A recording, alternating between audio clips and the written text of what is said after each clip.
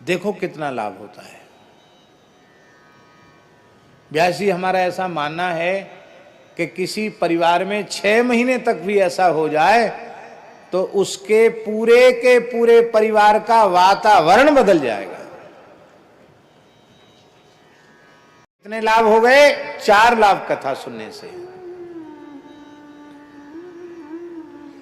आप लोग कहेंगे कि ये बाल लीला तो आपने सुनाई नहीं। सारा समय लगभग 2 घंटे हो रहा है, 2 घंटे का समय केवल 2 श्लोक की चर्चा में चला गया।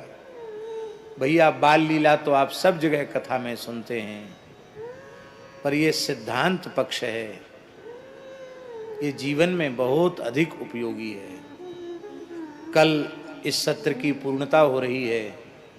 नर नारायण जी, चक्रपाणी जी और क्या नाम, सारंगधर जी नाम है, क्या नाम है, सारंग जी, और श्री कानू भैया जी बैठे हैं, सूर्यकांत जी, सभी एक परिवार के ही हैं। जिन आदरणीय श्रद्धेय श्री राधा वल्लभ जालान जी की स्मृति में ये पवित्र आयोजन हो रहा है, उनके जीवन की एक बात आपने बहुत ध्यान से देखी है, आप सब जानते हैं। उनका सत्संग में कितना प्रेम था, भगवत कथा में कितना प्रेम था, संतों के प्रति कितनी प्रीति थी। हम सूरत जाते, हमसे कहते आपके किसी काम में हम विक्षेपक नहीं बनेंगे, बस हमको बैठने की अनुमति दे दीजिए। आप जप करते रहो, हवन करते रहो, ध्यान करते रहो, भगवान की सेवा करते रहो, हम बिल्कुल नहीं बोलेंगे। हाँ, एक बार जरूर बोलते थे, बीच बीच में रोने लग जाते थे, हमको बहुत कष्ट होता है, 10 बज गया, 11 बज गया, आपने बाल भोग नहीं किया।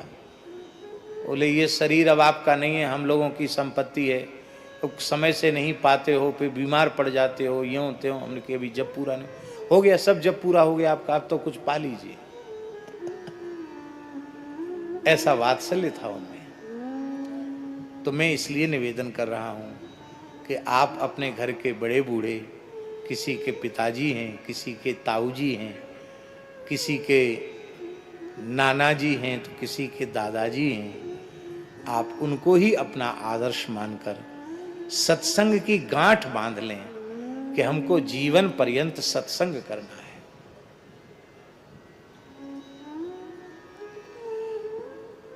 आप लोग कहें कि हमारी आयु सत्संग की है, ऐसा नहीं है।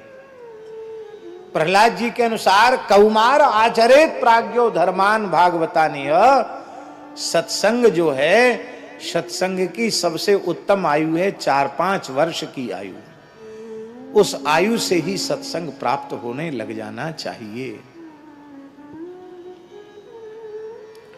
इतना साहित्य गीता प्रेस ने दिया है सत्संग का कि जीवन भर पढ़ते रह जाओ तो भी आपको साहित्य की कमी नहीं अनुभव में आने देगी। शेठ जी का, भाई जी का, स्वामी जी का कितना साहित्य है, कल्याणकारी साहित्य।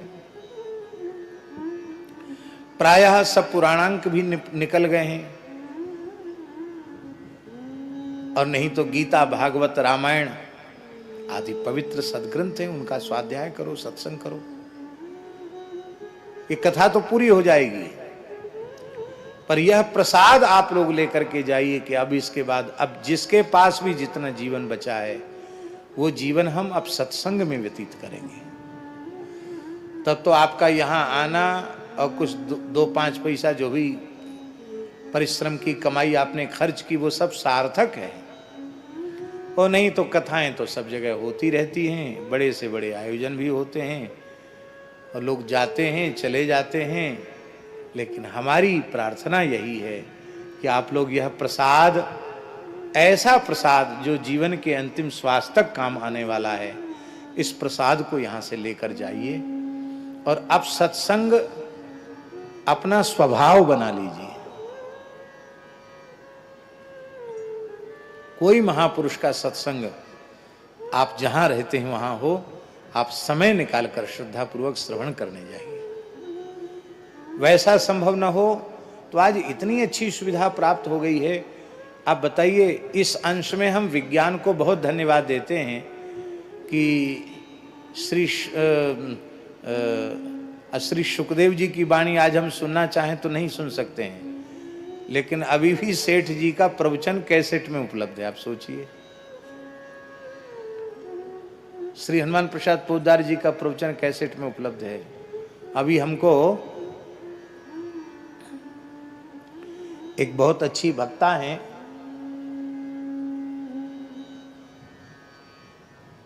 डालमिया परिवार की, शायद मधु डालमिया जी नाम है, उन्होंने इस बार हमारे पास भेजी भाई जी की पेन ड्राइव पूरी, भाई श्री हनुमान प्रसाद पोद्दार जी की पूरा सत्संग, माने जहां तक उपलब्ध हो सका उन्होंने भेजा। स्वामी जी का सत्संग उपलब्ध है, करपात्री जी का सत्संग उपलब्ध है, श्री डोंगरी जी महाराज का सत्संग उपलब्ध है, पूज्य श्री बक्सर वाले मामा जी का भी सत्संग यूट्यूब पर उपलब्ध है।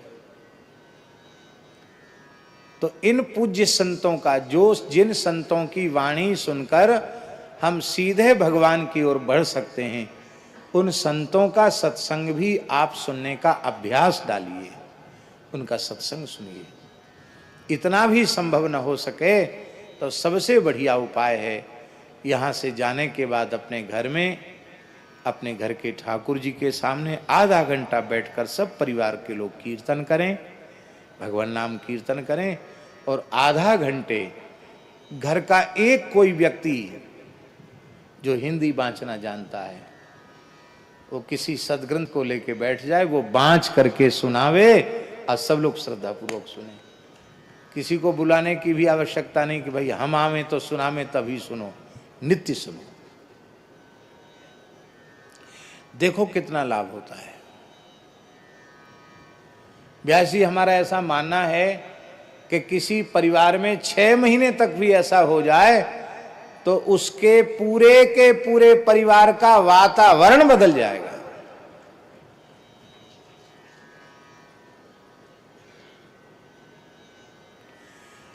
आवश्यकता है कि हमें बाहर सत्संग न मिले, जहां हम रहते हैं वहीं हमें सत्संग मिलने लग जाए, ये आवश्यक है। बाहर का सत्संग ज्यादा काम नहीं करता जब भीतर जहां रहते वहां सत्संग नहीं मिलता। जहां रहते वहां निरंतर कुसंग मिल रहा है तो थोड़ी देर का सत्संग क्या काम करेगा। इसलिए सत्संग में जावें तब तो सत्संग मिले, और जब सत्संग में नहीं गए तो जहां घर में रह रहे हैं घर का ऐसा पवित्र वातावरण बन जाए कि जिस घर में हम रहें उसी घर में हमें सत्संग का अनुभव हो। श्री वृंदावन बिहारी लाल की जय।